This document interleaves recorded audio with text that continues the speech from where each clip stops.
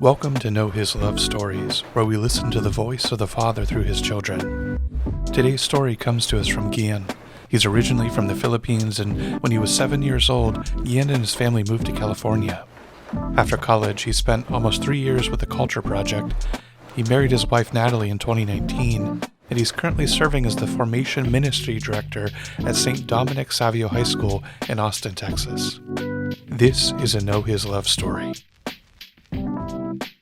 To be honest, off the top of my head, the first thing that comes to mind when I hear that question is I think I'm still striving and working through that right now, just knowing the Lord in a truly personal way, as my God, but also even specifically as what's my relationship to the Father? How do I connect with him, to the person of Jesus Christ and with the Holy Spirit?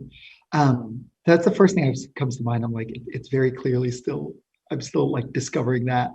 But in terms of, if I can think of a very sort of concrete moment when I first encountered the Lord and what life looked like sort of before that, and then in the following maybe couple of years after that, was my mind goes straight to a freshman life teen retreat I went to when I was 14 years old. So at the time, I was kind of halfway through my first year of high school. I was 14 years old. And a friend of mine, who I knew went to the same church my family and I did, invited me to what he told me was a basketball camp. And that's all he said. And I love basketball. It's kind of one of my first loves. And he's like, Gian, free basketball camp. It's 3 days long. You just got to bring basketball shorts or shoes, gear. They take care of meals and everything. And I'm like, how much does this cost? He's like, it's free. Don't even worry about it. And looking back now, I realize I didn't know this back then, but he's also a friend who, a year before that, he'd invited me to a couple of youth retreats or these youth conferences, but I always said no. I was like, nah, I don't need to go to that weird churchy Jesus stuff. I was afraid, to be honest, in 8th and 9th grade, I was like, it was going to affect my image. I was like, I want to be known as the Jesus freak guy. There were, I think, a couple of guys in the high school that I sort of labeled that. And I was like, I don't want to be associated with that. So I just said no. Anyways, about a year later, he invites me to this basketball camp. So I'm all for it. I go to the basketball camp, what I think is a basketball camp. And sure enough, people are playing basketball. There's outdoor courts. They're like, hey, hop in. I'm playing. And probably after about half an hour of playing, the coach, who I think calls everyone to center court, he's like, hey guys, come on over. Let's start in prayer. And everyone takes a knee and starts praying. I'm like, what kind of basketball camp did I get myself into? Sure enough, after about an hour goes by, I quickly realized this is not a basketball camp. This is a youth retreat, high school, what I called at the time a Jesus camp, where they play basketball occasionally, and I was so upset at my friend for kind of lying to me, ironically enough, to get me to, what I call a Jesus camp. But it was really at that retreat, specifically Saturday night adoration. I remember it's so vividly. I can't explain really what happened or how it came to be, but there was a moment in Saturday night adoration where I remember just looking up at the monstrance. At the time, I didn't even know it was called a monstrance. I called it the shiny gold thing.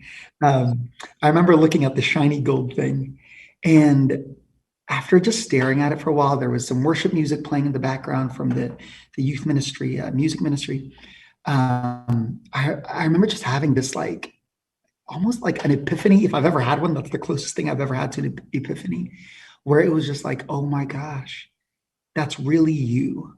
And that was just a thought and it wasn't so much that I came to it on my own, or I started thinking. It just, I don't know, it just hit me like a wave.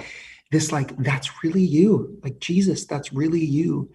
And I remember just being floored by that and not knowing really what to think about it as a 14-year-old kid who's still in basketball shorts, right? I'm like, this Jesus guy that I've been hearing about when I go to mass every Sunday with my family, or that I hear about in my CCD classes, um, like that's really him. Like he's really there. And while at the time I definitely wouldn't say that I had a personal relationship with Christ, I did believe, I think, enough that like Jesus was God. I didn't really know what that meant, but I'd come to at least, I don't know, subconsciously associate that Jesus is really God.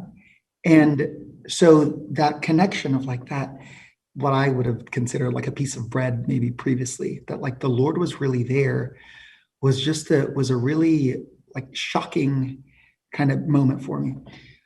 A few minutes pass, my small group leader calls me, and then he's like, "Hey, come on over to the room downstairs.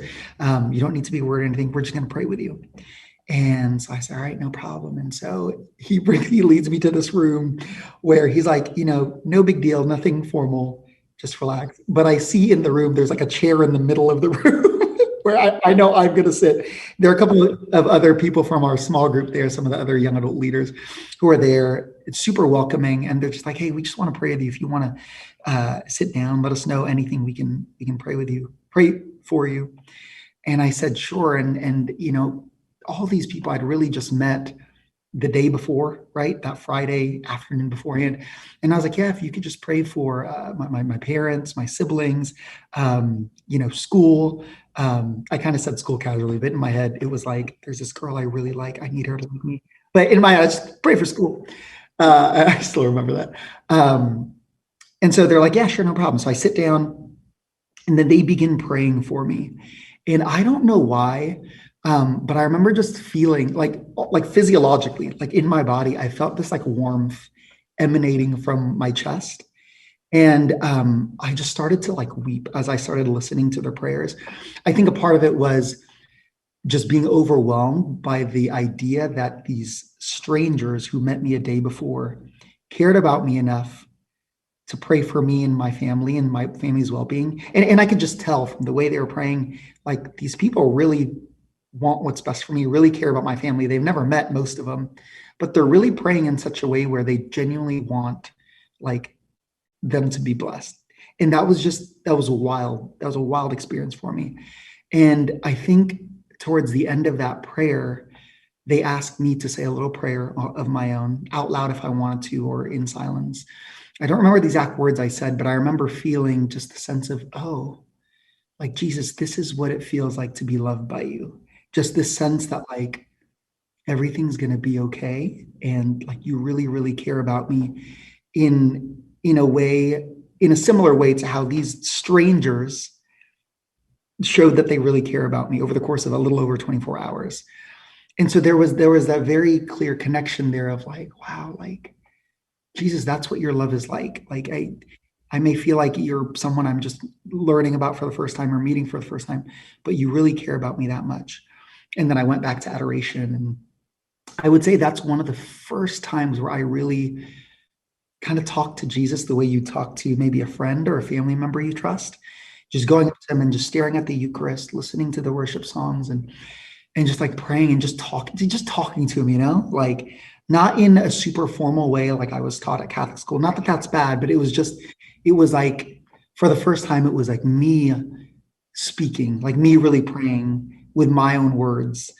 And it was I don't remember most of it. I do remember praying for silly things like help me to be a starter on the basketball team next year. This girl that I like, just things that are like so silly, but it felt so good and it so freeing to like, yeah, like this is, I can talk to God about this, to Jesus, and he really cares. So that was probably the first clear, like, whoa, like that's what it's like to connect and encounter Jesus in like the person. Um, what would happen through the next sort of 3, 4, maybe even 5, 6 years, throughout the rest of high school and especially into college, would be sort of this wrestling, I think, between uh, the man that I felt like God was calling me to be, or the church was calling me to be, or like a holy man, a holy person, um, and the man that in my head, like I wanted to be. And for a while, I couldn't reconcile the two. I always thought like, man, if God is calling me to give my life to him, and if I'm supposed to be like a holy Catholic person, I had this very sort of like linear view of what that looked like. Like it was like, okay, I almost had this image of like a male Mother Teresa. Like I need to look like that. Like just spend all my time with the poor, be kind of, just like meek and humble that way. And like, that's what it means to love Jesus. And obviously like, that's not like a bad thing, obviously, but I share that because I think I struggled with when I put my picture next to Mother Teresa, which you should never do, but when I did in my head, I was like, not even close, not even close. So how am I supposed to be holy? And so I think that I just found that daunting, to be honest.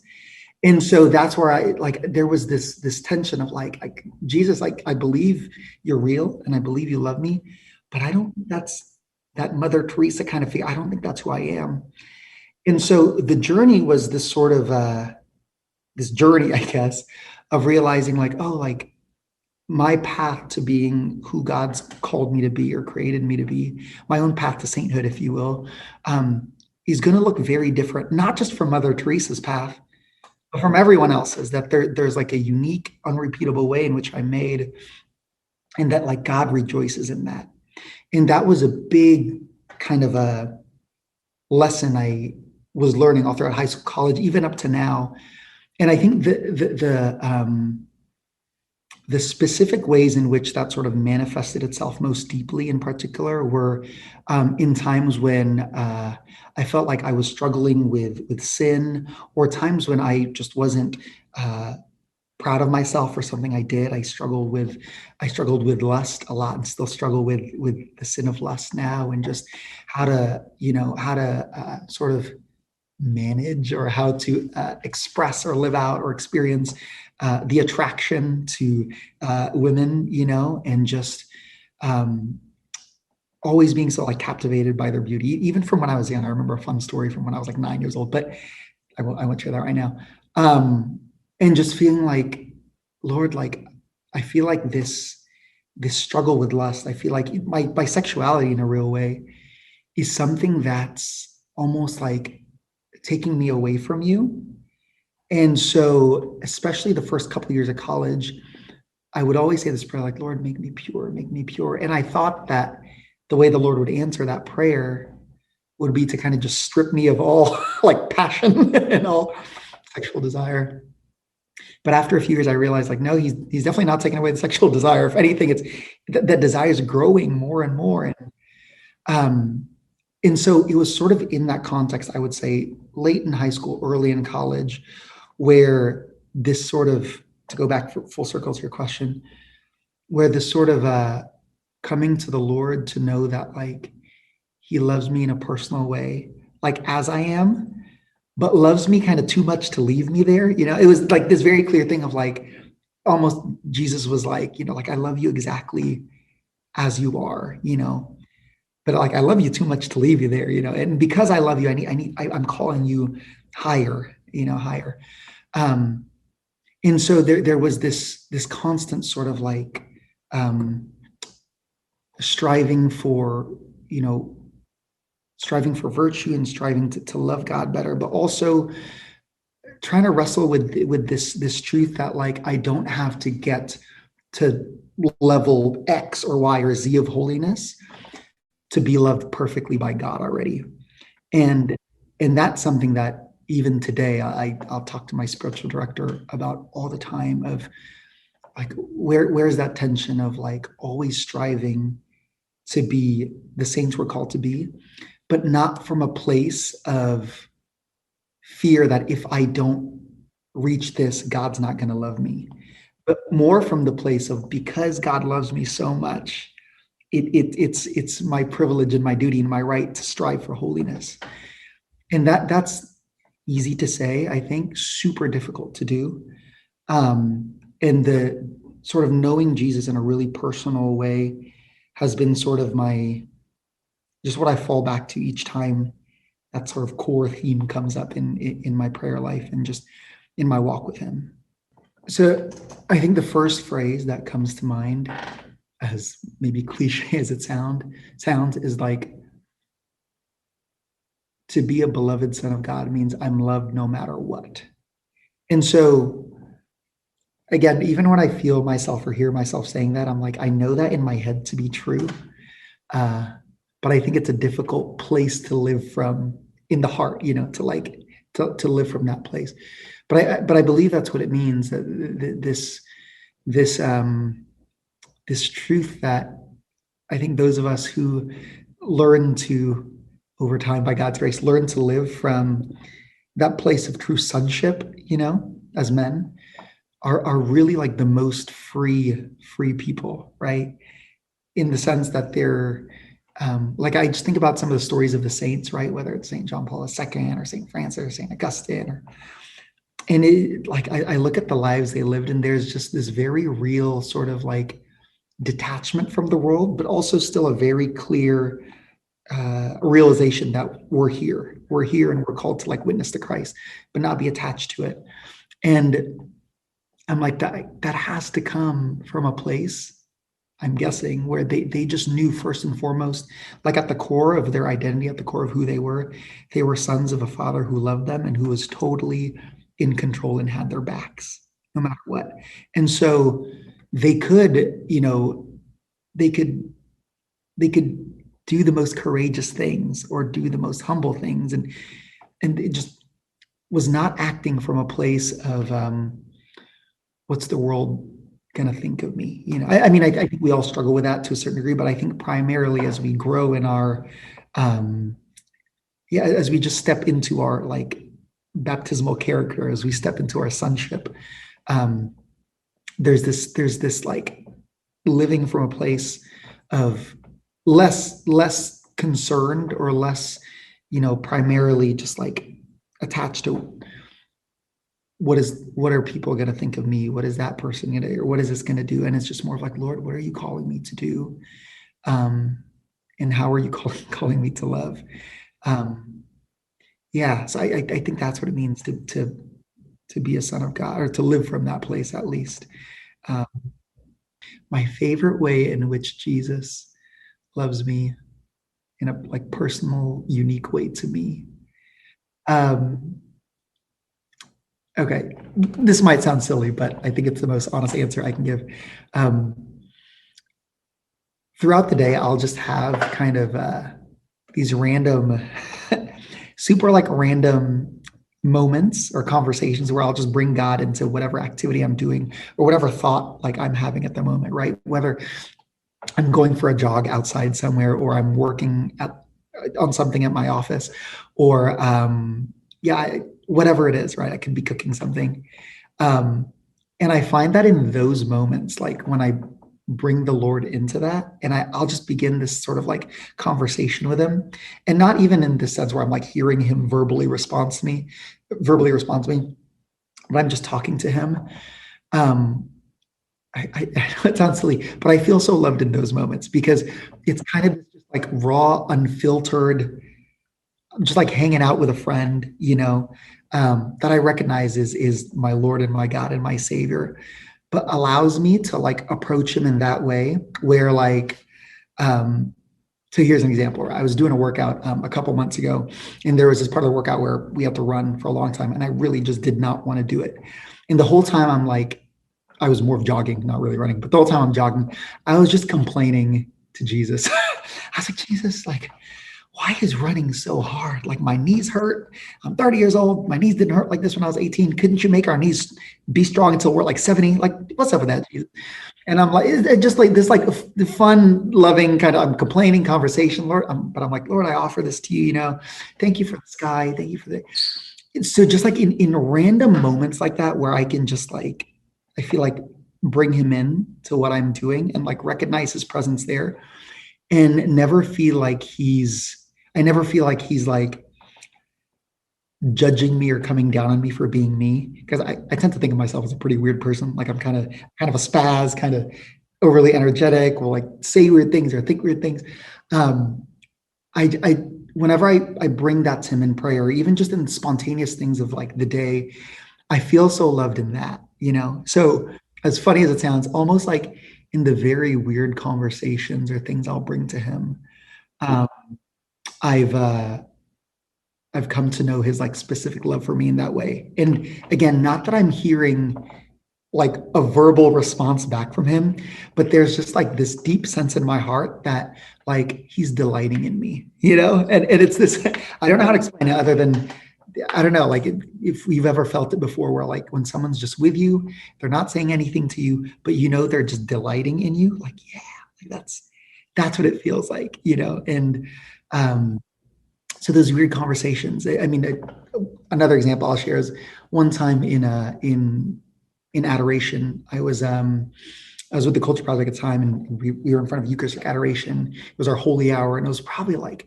15, 20 minutes into prayer, and I was just so distracted. And I was like, I can't really focus on like praying how I feel like I need to pray or whatnot.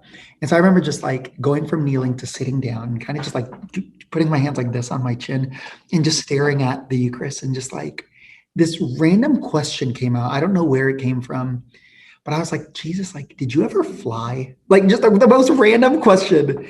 And I started having this like this thought experiment in my head with Jesus, kind of in dialogue with Jesus in adoration, where I'm like, Jesus, like you totally had complete power over everything. I mean, you're still fully God, right? Like, but in your human life, like as a teenager, I'm like, when you were 15 or 16, were you ever like, do you ever have the thought of like going out to an open field, looking around like no one's here, like Superman style, like flying up to the sky?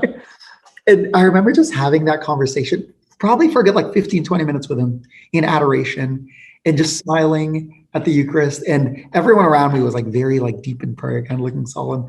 And there was just the sense of that of like, no, there was zero shame, zero guilt, that like that was my prayer at the time with the Lord, was this conversation of Jesus during your earthly life here, when you were a teenager, did you ever go out to an open field and fly? And so these like super random, like silly conversations that I feel like I'd only have with him, and feel super secure in that. Uh, I feel super like loved in a unique way, in that way, where he's just like, yeah, like almost this sense like, Gian, only you would think to ask me these weird questions, but I love that about you, And so being is specifically loved like that. Yeah. Yeah, I think I would say to, whether it's to myself whenever I struggle with just knowing God's personal love, or someone who I think of some of the teenagers, the youth that I know and I get to work with, or even just some other friends that I've met in the past that might struggle with even just believing like that God would love me in that way. Um, I think I would say, like, give him a chance. Like, give Jesus a chance to pursue you and get to know you, just in a really personal way, in who you are, and that there's nothing to fear in that. That the Lord, I would say this to myself: the Lord is not asking you to give anything to Him without first giving His whole self to you. And so I would say, yeah, in John Paul II's words, be not afraid, just open yourself up to God, without fear that like He's gonna ask me to give everything to Him right now and I don't even know Him, but to just give Him a chance to show you how give Jesus a chance to show you how He's given everything for you and continues to pour out like everything to you and for you. And that all He's asking is for a little window, a little opening in our heart to say like, yes, Lord, like, okay, like I'm willing to try this. I'm willing to get to know you. I'm willing to let you in a little bit, and then to go from there, to take it day by day. And to know that the process itself is not going to be necessarily perfect or smooth all the time. It can be messy.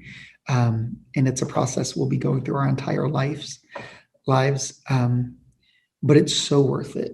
It's so worth it. And that there's nothing